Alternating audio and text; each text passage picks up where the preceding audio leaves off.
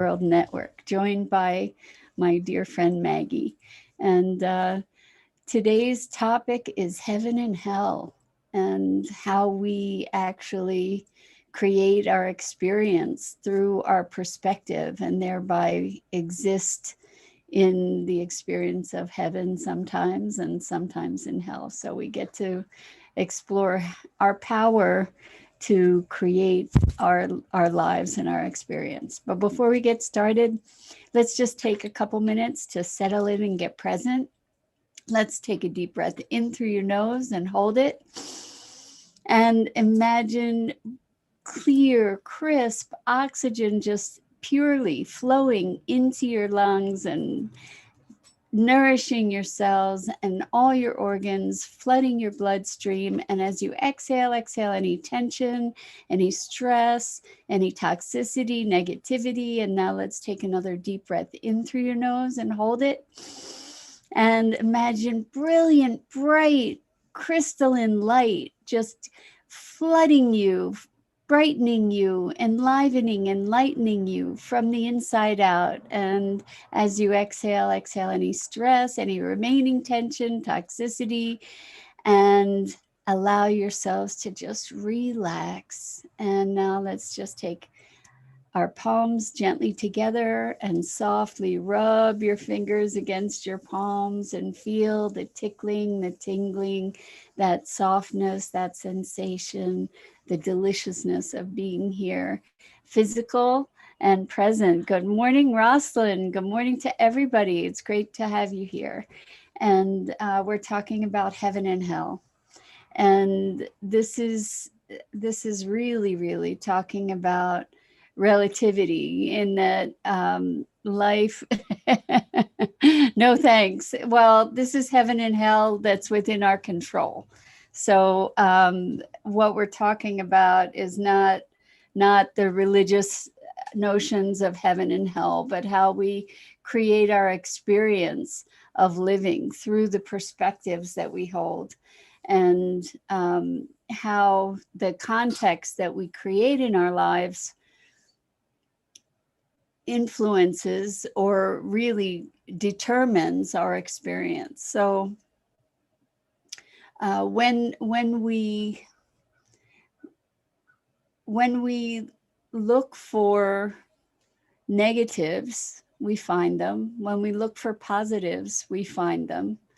And we can create all kinds of, and not only can we, but we do create all kinds of experiences, internal experiences. And we do that in a multitude of ways. We do that by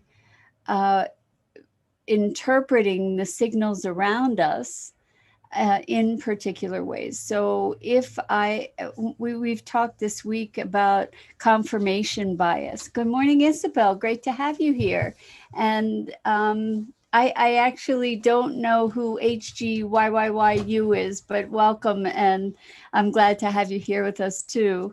We're talking about heaven and hell, and how circumstances in our lives can be extremely challenging. And yet we have the option to interpret them, and we do actually interpret them and respond to them from those interpretations, which are often invisible to us because we're so immersed in them that we don't recognize them. Kasabante, Stephen, welcome from Uganda. How wonderful to have you here. So we're talking about heaven and hell, not in a religious sense, but in the sense of our personal experience, because I imagine that all of us have had experiences of living through times that felt quite hellish in our lives, and perhaps, I hope, other times that have felt just heavenly. And the heavenly moments would be moments of joy and delight and peace and pleasure. And good morning, Andrea. Welcome. And Tammy too. It's great to have you guys here. Welcome. So for those who, since we have some a couple new folks here, I just want to introduce Maggie. This is Maggie. She's a new member of my little family, and she's the star of the show, as you can tell. Just ask her. And anyway, we're talking about heaven and hell. And really, what we're talking about is the perspectives that we have on life and the lens that we view and experience life through. And it's not just one lens, it's many lenses. And some of these lenses are familial in that we kind of inherit our perspective on reality from our families in a lot of ways, you know, or our first orientation to reality through our family, through religion, through our educational systems, through the media, through our associations. Good morning. Oh, Isabel says, gorgeous Maggie. Hi, Irma. Welcome, welcome. Great to have you here.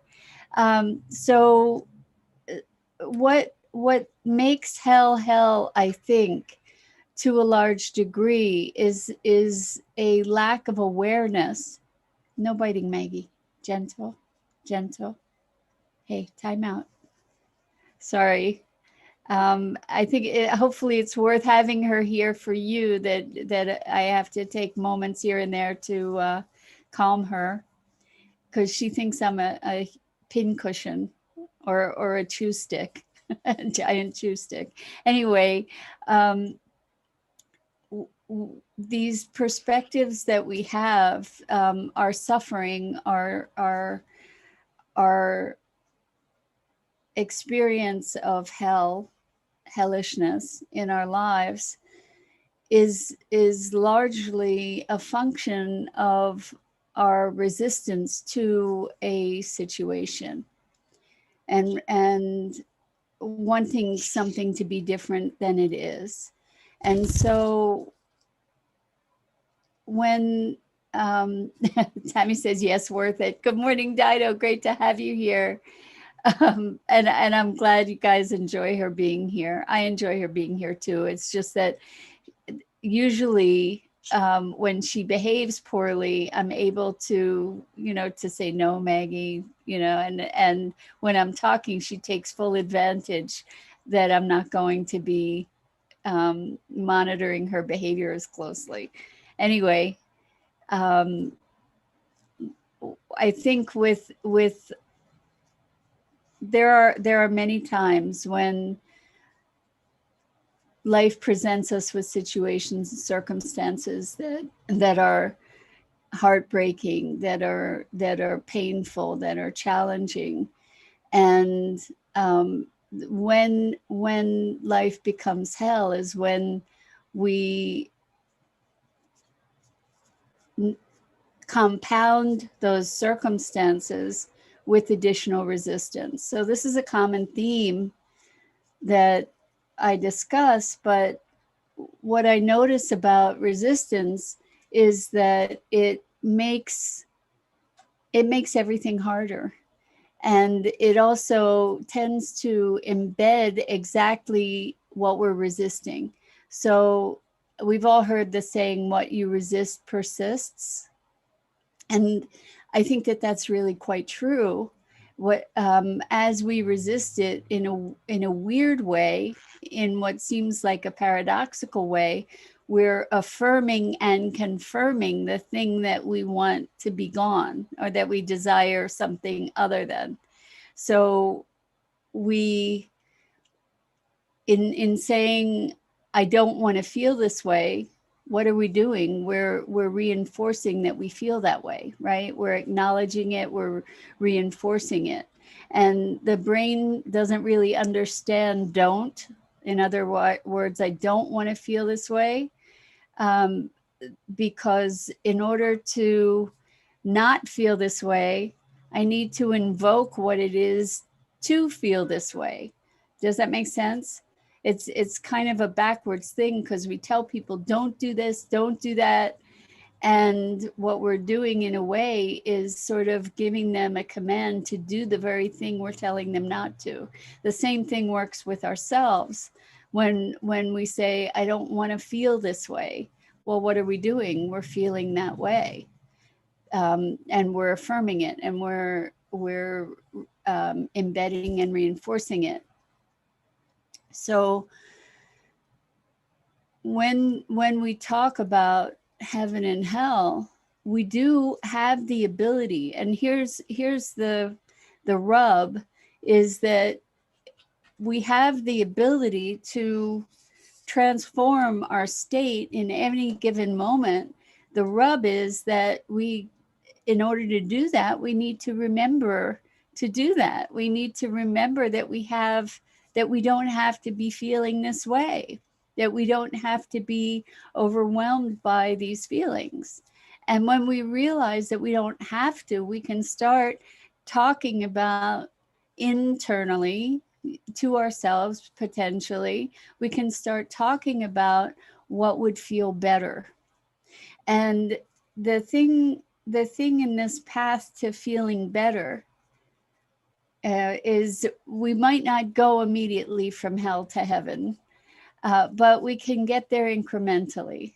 And if we look at every step in the direction of our desire as a win, then those steps build upon themselves. And those steps take us closer and closer to our awareness. Hopefully, as we acknowledge those steps, we're building a muscle that is letting us know that we really do have the capacity and the capability to shift our state of being. And with each step, we're building that confidence that we can actually shift things. So every increment, as we recognize and acknowledge it, makes a difference. And Rosalind says, I create the movement. Exactly. The thoughts and response to outside stimulus. This is how I control my life. This is the starting point. Exactly. And here's the thing. This is the starting point. This is the starting point. This is the starting point. So what am I doing? I'm saying it doesn't matter whether I succeeded or failed in the past. I get to start again in this moment, and in this moment, and in this moment. So the past does not have to dictate my future. The past does not have to dictate where I am in this given moment or where I'm going to be in the next moment, because I get to create each moment anew. And as Rosalind said, I create the movement, you create the movement. And the trick, as I said earlier, is remembering, because what happens is we get caught in this drift. We get caught in this flow of momentum where the movement itself is gaining steam and kind of keeping us in that flow. So Isabel says, so true. And we deserve to feel better, have better, and shift higher. We do deserve that. And the thing is that we get to create it for ourselves. And it's not that hard. The challenge is remembering the ways to do this, remembering the fact that we're not subject to the thoughts in our heads. So what happens is that we get in this momentum of thinking certain thoughts, feeling certain feelings, and that momentum kind of submerges our awareness of our ability to choose. When we become aware of those moments, when we in those moments, when we become aware, wow, I'm feeling really miserable, um, we can shift that experience. We can interact with that experience in a bunch of different ways. One way is to say, why am I feeling miserable? Well, if we ask ourselves, why am I feeling miserable? We're going to find all kinds of reasons why we're feeling miserable. So understand that we're asking questions. The mind wants to answer those questions. So if instead of saying, why am I feeling so miserable, what we might be able to do is ask, what would feel better right now? Even incrementally, what would I prefer right now? And if we think of, I would prefer to feel better, okay, great. So what would it feel like to feel better? What would it feel like to feel more peace? And then the mind sort of plays with that idea, because the mind, in so many ways, we've heard the expression monkey mind. The mind wants to play with whatever we give it to play with. So if we give it a great question like, what would it feel like to feel peaceful right now? What would it feel like in my body right now to feel peaceful? So framing a question like that is doing multiple things. First, it's giving the mind something to play with. It's giving the mind sort of a command to say, hey, it's time to feel peaceful. But it's doing it in such a way that it intrigues the mind. Instead of trying to boss it around, it's inviting the mind to create this experience for you. And then you're also saying, what would it feel like in my body, so that you can create this visceral experience of peacefulness or of more joy. And we're going to do this incrementally, because if you're filled with anxiety, you're probably not going to go from 90 miles an hour in anxiety to 90 miles an hour at peacefulness, or zero, maybe. I don't know what the velocity of peacefulness is, but what's likely is that you can create a greater sense of peace, a greater sense of ease. And what we want to do is not say, I want to feel less anxious. We want to say, I want to feel more peaceful. Because why do we not want to do less anxious? Because in order to be less anxious, we have to experience anxious. So the way that we speak with ourselves is a really important thing to the experience that we create for ourselves. So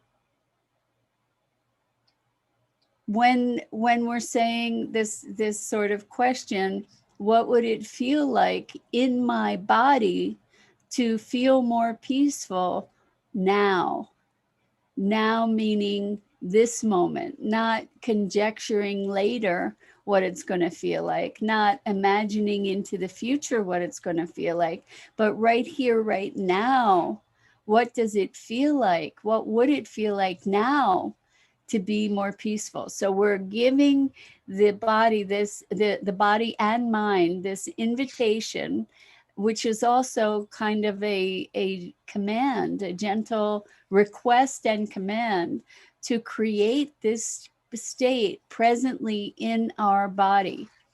And it's very, very, very powerful if you engage in that kind of creative, meaning creating, questioning. And Rosalind says, master body, emotion, and thought.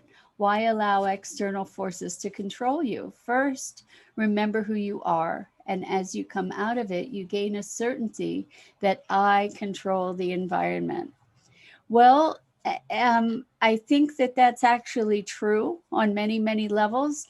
And at the very least, I can control my response to the environment, and to a great degree, my interaction with the environment. And as an example of that, I can remember times when I have felt cold, physically cold. And typically, like I'm not a person who enjoys cold, I have to say. And I have had all kinds of stories about cold and being cold, and how I can go on and on about me and cold. But anyway, I was in a situation where I was feeling cold and really uncomfortable, and I was saying to myself, I'm so cold, I'm so cold. So of course I was even colder. And then it occurred to me, oh, I don't have to be subject to this experience. And I presenced myself to what would it feel like if I felt warm right now? What would it feel like in my bones if I felt warmer warmer feelings? If what would it feel like if my fingertips were warm and I felt comfortable? And as I was putting my attention, really truly putting my attention on what would that feel like to have my fingertips be warm. And interestingly, right now as I did that, I felt a surge of warmth in my fingertips. And so there are people that say, and I may be one of them, that we are in a constant state of hypnosis. In other words, we're constantly in in a state that is kind of under a spell, not like somebody else is necessarily casting the spell, but that we are these very malleable presences. And Rosalind, when you say master body, mind, and thought, this is a path to mastery, and the biggest part of that path to mastery is the recognition that we have more capacity and capability than we even realize, and that we do have the ability to shift our state and our experience. And I'm not talking about denial of experience. I think it's an interesting um, line to walk between denying our experience and not processing it, particularly emotionally, because emotion is energy. So I have a strong conviction and hypothesis that when we have strong emotions, it's really important to our health and well-being to allow those emotions to move and transform. That's distinct from a lot of our thinking experience. And it's often our thinking that generates these emotions too. And that's where we can utilize this self, you could call it programming, but you could also call it transformation. We can call it any number of different things. The thing is that we do have this capacity to shift our state and to evoke and invoke different experiences. And again, to reiterate, the foundation challenge is awareness, becoming aware. Maggie, no. Maggie, no. Good girl. Is becoming aware of the state that we're in and recognizing that we have choice about it, that we can shift it. And again, allow yourself the freedom to shift incrementally. Because if we recognize that we are energy and we are frequency, that if we are consciously aware, we can elevate our frequency even incrementally, and that shifts the energy that we are, which shifts the interactions that we have, and the attraction that we are, because in a certain way, like draws like. So if we're vibrating at a particular frequency, then life says, oh, okay, you want that frequency, great, here you go. And by shifting our frequency, we shift our point of attraction as energy and energetic beings. So the bottom line is that heaven and hell is largely of our own creation. Not to say that there aren't hellish experiences, but we do have certain freedom in choosing how we interact with those experiences. So the meta perspective is recognizing that we are not our thoughts, we are not our positions, we are not our beliefs, we are not our identities. All of those things are constructs. And they're constructs that either we inherit or we manufacture. And as such, they are mutable, because we are so much more than all of that. We are all of that and more, is another way to put it. And so you could say we are our beliefs, we are our identities, we are our thoughts, we are our emotions, and we are so much more, meaning we're not bound by the limits of those things. So welcome, Sally. Great to have you here. It's been a while. Good to see you, or see your name. And so there's so much in the world happening that can be interpreted as heaven or hell. And the more adept we become at navigating that and being the stewards of our lives and of our thoughts, of our emotions, compassionate stewards. I want to say that, compassionate stewards. So we don't get to say, oh, there I go with all the negative thoughts again. I failed, I'm terrible, kind of thing. It's a matter of recognizing the course that we're on and making course corrections. So when a ship is being piloted or a plane is being piloted, when you're off course, it's not first of all, it's normal to be drifting off course and then correcting, and drifting off course and correcting. And the idea here is to make those course corrections without judgment. It's just readjusting till we get, as we're navigating.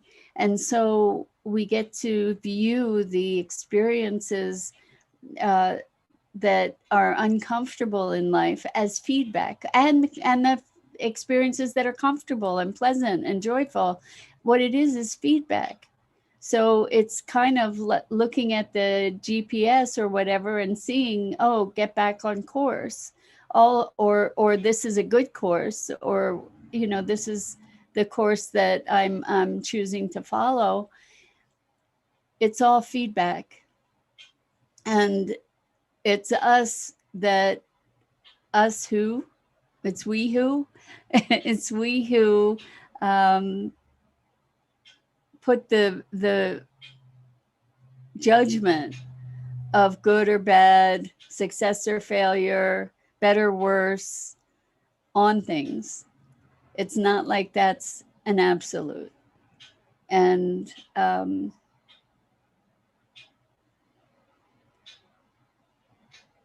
I'm thinking about how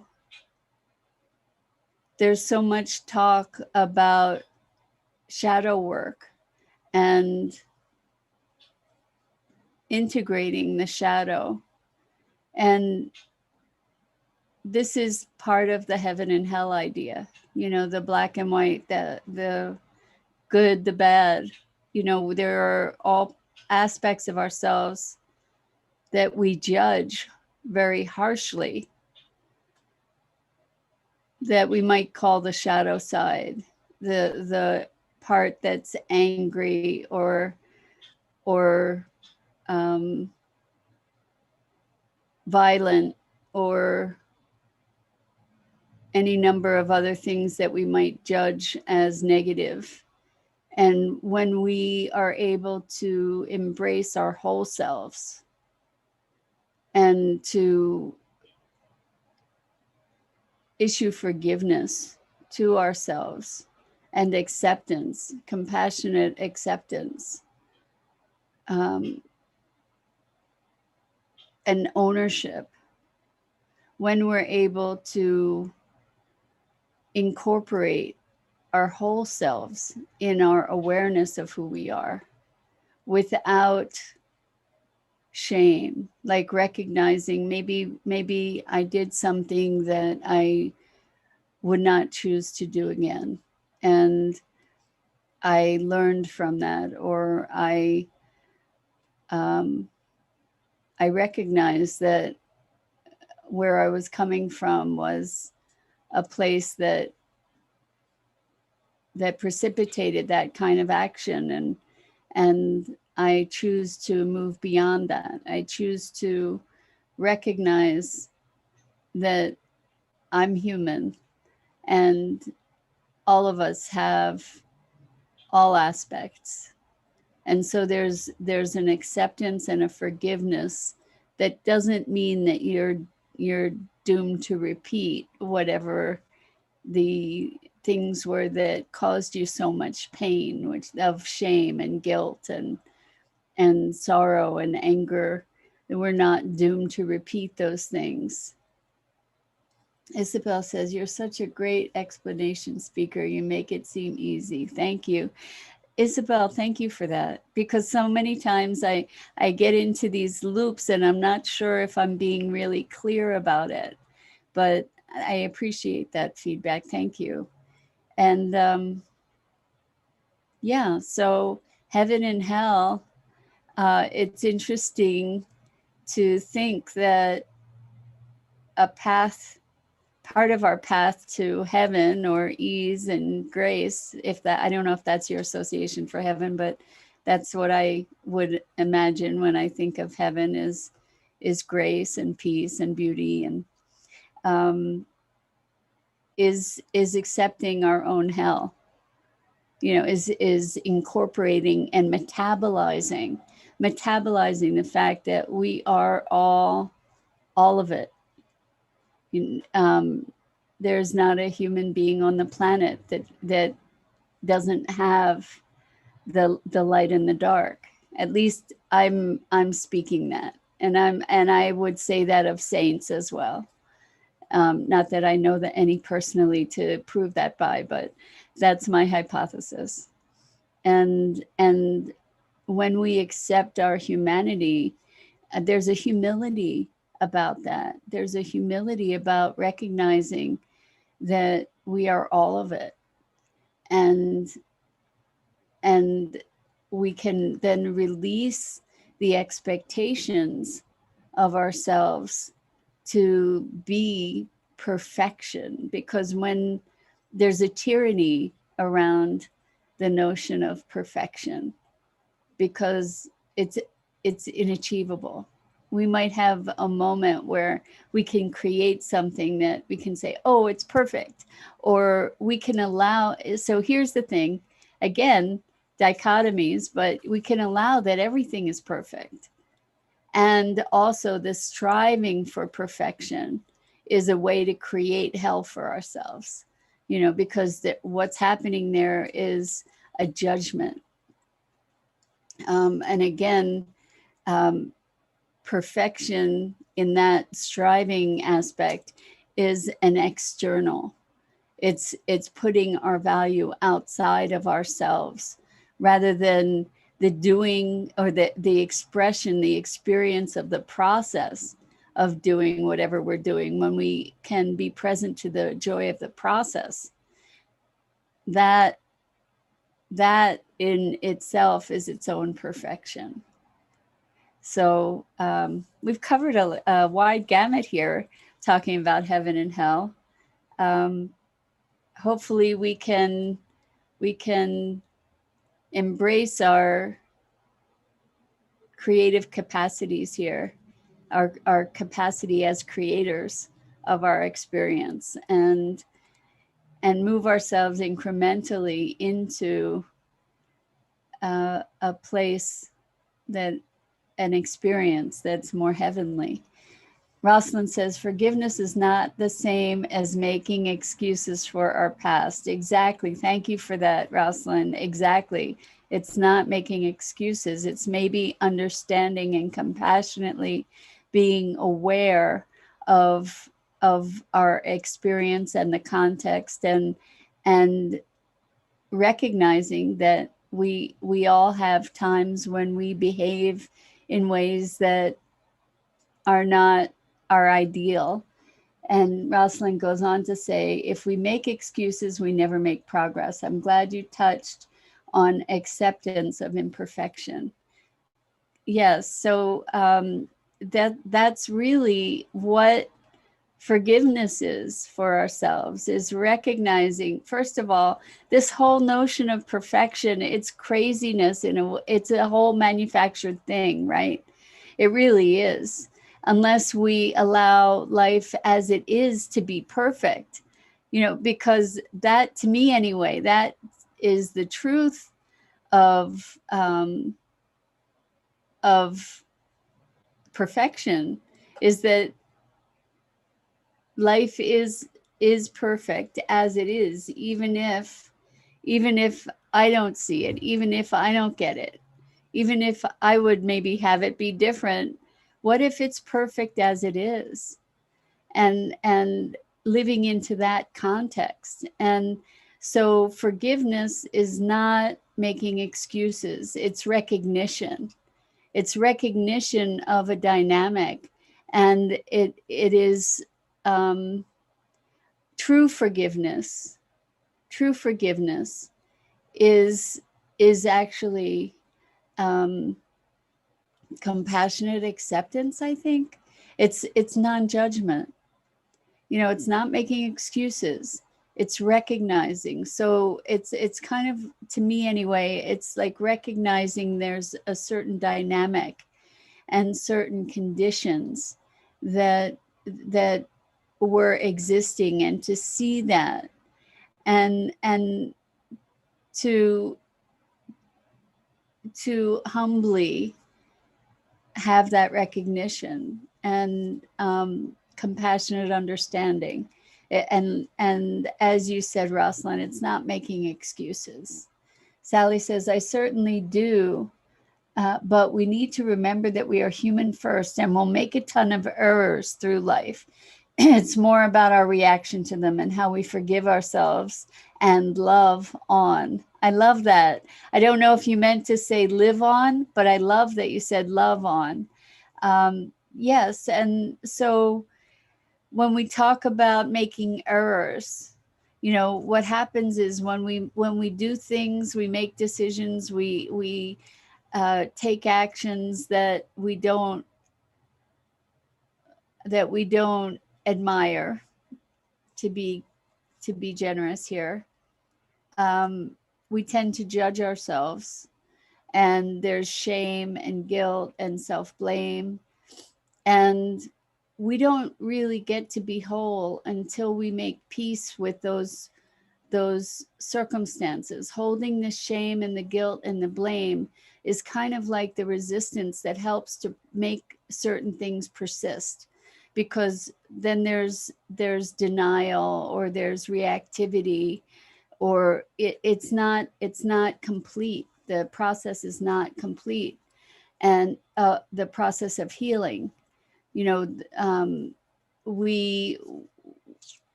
shame and guilt and self-blame are ways that we keep ourselves small, are ways that we keep ourselves from really being expressed.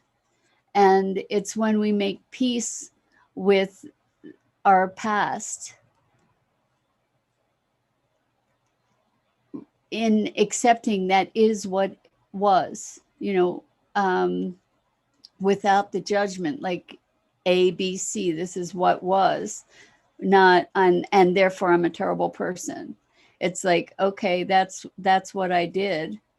And I don't do that now. And the shame and the guilt and the self-blame were tools for me to learn that I don't want to do that again, because it was extremely painful. And Tammy, replying to Isabel, I agree. I agree. Mira always has the right words, and she takes a breath to find them before she speaks them. Love that. Thank you. Thank you, Tammy. I don't know if those are awkward silences, but sometimes it's worth thinking before speaking, right? I've learned that. That's one of the things I've learned over time. And still, I don't always feel that I have the right words, but I so appreciate that. Anyway, we really covered a lot of ground today. This was great. And I so appreciate you and your engagement. And I encourage all of us to move incrementally in awareness toward toward the heaven that we can create here for ourselves and each other. And with that, I'm Mira Rubin. This is the Core Connection. This is Maggie. And we go live each weekday morning on Enlightened World Network Facebook page. And I invite you to check out all the other at 9 a.m. weekdays. And I invite you to check out the other wonderful programming and community at the Enlightened World Network Facebook page. And until next time, I wish you guys a wonderful weekend, and find your path to heaven, even just small steps, one step after another. So until next time, lots and lots of love.